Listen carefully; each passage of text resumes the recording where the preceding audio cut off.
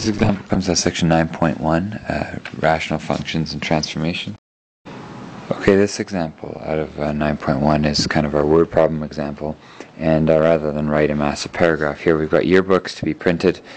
Two companies. One company A charges us $100 to set up and then $2.60 per book. Company B $50 to set up, $4.10 per book. So they want us to represent the average cost per book, C, as a function of the number of books for each company. The first company, so for company A, I'm going to have cost equals $100 plus $2.60 times n, but then they said average cost per book, so divided by the total number of books. In other words, the total cost divided by the total number of books. For company B, very, very similar, but cost equals $50 plus $4.10 times n divided by the total number of books. Now, if you graph these graphs on your calculator, you'll have to play with your window settings a little bit.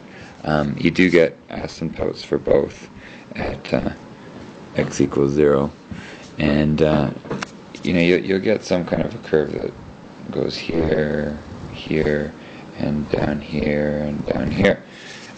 The truth is that nothing at or below 0 is really relevant here. First of all, 0 is a non-permissible value, but also the fact is that printing 0 yearbooks isn't a particularly interesting number, and negative yearbooks makes no sense either. So you've got these graphs. If you wanted to plot a point that would be interesting, let's say you only printed one yearbook. Well, if you printed one yearbook with company A, that one yearbook is going to cost you $102.60. Not a great bargain. The other yearbook, or the other company, not that much better, but quite a bit cheaper, I suppose, for one yearbook, $54.10. Nobody's going to print one yearbook. I'm assuming it's fairly expensive to buy one yearbook, but the question at the bottom here is something to the effect of which company would you use or which company should you use. An important thing to look at here is this point of intersection. Really, that's the key to your advice. If you find that point of intersection, second trace intersect, you get something like 33.33333, comma 5.6. Now, what do those numbers mean? It means that if you could somehow make 33 1/3 yearbooks, that it would cost you $5.60 on average per yearbook, no matter which company you use. So that's kind of their meeting point. Now, obviously, you can't print 33 1/3 yearbooks. We're only going to have whole numbers of yearbooks, and so basically, for 33 or less yearbooks,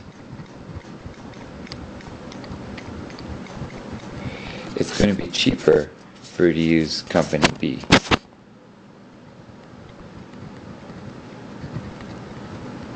They have a smaller setup fee, $50, and so even though they're charging you $4.10 per yearbook, you're still getting a better deal for up to 33 yearbooks.